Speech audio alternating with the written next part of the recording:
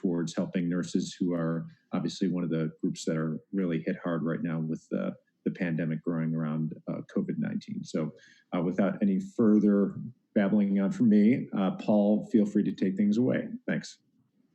Yeah, good morning, hackers. Greetings from Charleston, South Carolina. Once again, my name is Paul Burbage, and today I'll be presenting on Illuminating Malware Adversaries with Beacons. Hope everyone is faring well with this virus that's going around. Let's go ahead and dive in. A little bit about myself. I'm a malware researcher, and my passion in the field is finding vulnerabilities within those web applications that are being utilized for malware command and control.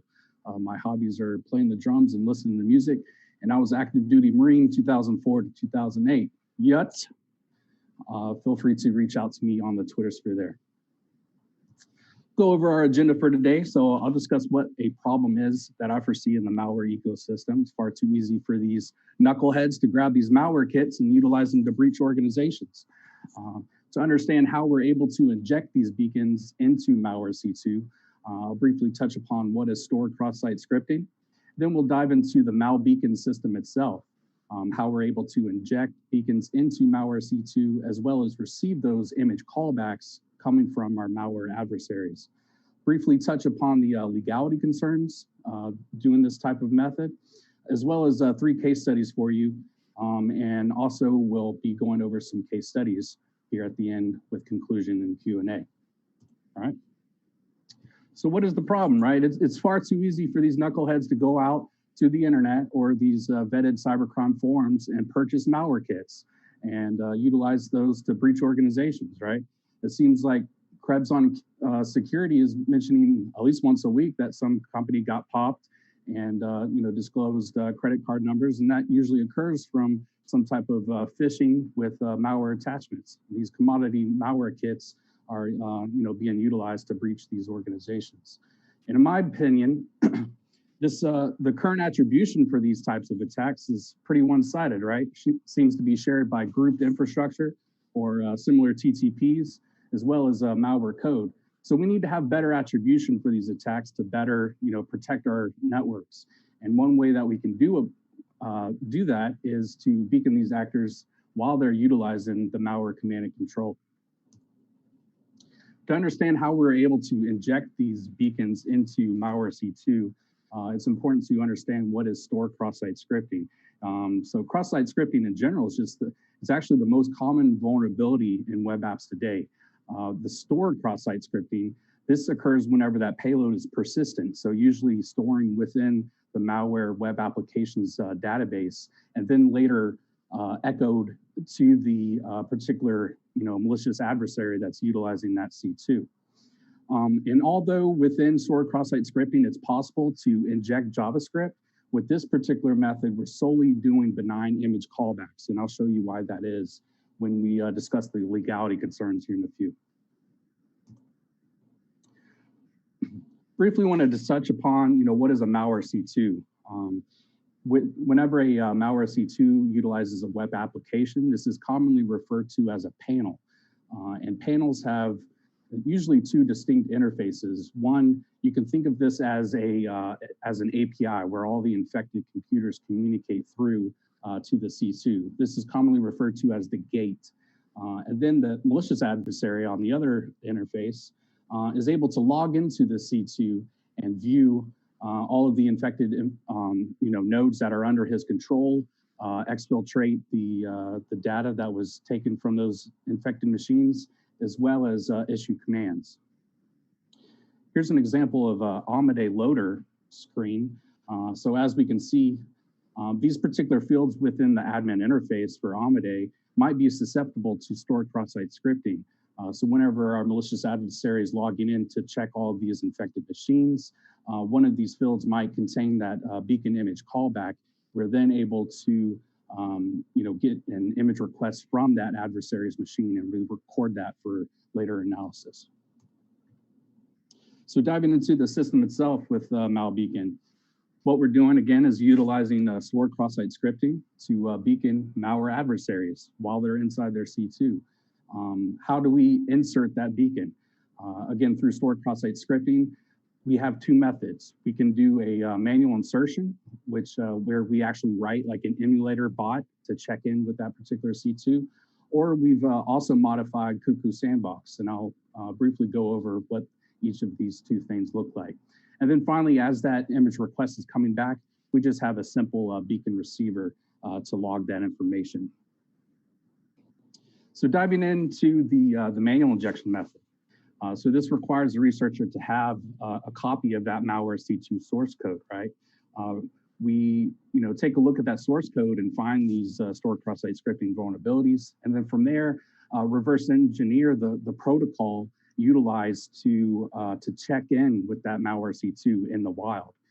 From there, writing like an emulator bot to place these stored cross-site scripting payloads. So the pros of this particular method, it's very sniper-like precision, right? Which leads to a high beacon callback rate. But the cons of this is that it's time consuming, right? So if the particular malware family is under active development, that author might change the C2 protocol check-in.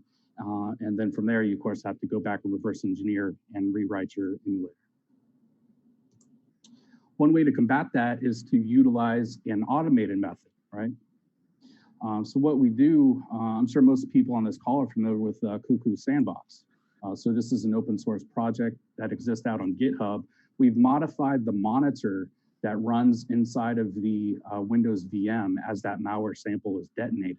And in the event that the particular malware sample requests some type of machine artifact, like give me the username of the machine I just infected, the modified Cuckoo monitor taints the return of that Windows API call with our beacon payload. So that might be one of the artifacts that are then submitted up to the C2.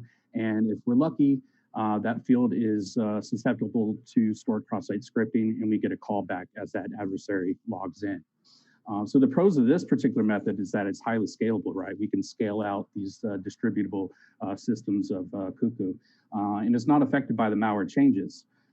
So it does cast a very wide net, but due to that wide casting, in the event that a payload is not rendered properly, it can lead to operation security concerns. And then we have the receiver. So we've submitted our beacon payload as if we were like an infected machine checking in with that C2. The adversary has logged in and it's triggered the stored cross-site scripting image request to our system. And it's essentially just another web server, right? And we take that image request and reroute it to a PHP file where we're able to pull out all of this information about that particular image request. When I first started looking into the system over 3 years ago, it really surprised me how much information advertisement companies are getting on each and every one of us. So what can you get from an image request? Everything from the source IP address, which can be geolocated, the HTTP refer field, which is very cool in that this is going to be the exact URL that the adversary currently has in their web browser as they're administering their C2, including any GET parameters. So those are really cool to see as well. So with some of the manual injection methods, we're also able to insert a unique ID for that image. And what this allows us to do is to enumerate those malware families that are utilizing some type of proxy infrastructure, right? So the beacon callbacks that we would be receiving within this refer field would allow us to see that backend infrastructure that the adversary is utilizing. So some adversaries also like to use these free HTTP or HTTPS proxies these lists, they exist on the internet. And what some people don't know about them is that they actually leak the true IP address of whomever is utilizing them. So within those HTTP request headers, if we see that proxy IP address, we of course record that IP as well. And then of course the user agent with any type of HTTP request, you get a user agent string. Of course, these HTTP headers can be forged, but in the event that the user agent string is true, this tells us a great deal of information about our adversary. And then the information just records all of this and then replies back with a 1x1 pixel, as well as setting a persistent cookie. So let's talk about the cookies. This is probably one of the coolest things that we can do as far as grouping different malware C2s and adversaries and grouping them into one threat actor group. When we take a look at whether or not a malware actor is utilizing different domains or they're changing domains frequently, as long as that browser cookie has been persistent amongst those requests, we're now able to group that back to the same threat actor group. So the largest collection right now clustered that we have strong ties to what Unit 42 refers to as Silver Terrier. Let's briefly go over the legality concerns. Again, I went several rounds with these dudes right here, the EFF, and the word that I got back from them, as long as I'm not doing any type of code execution, I should be good to go. Briefly go over some case studies. I can share these out. Unfortunately, I'm running a little late or running a little behind on time.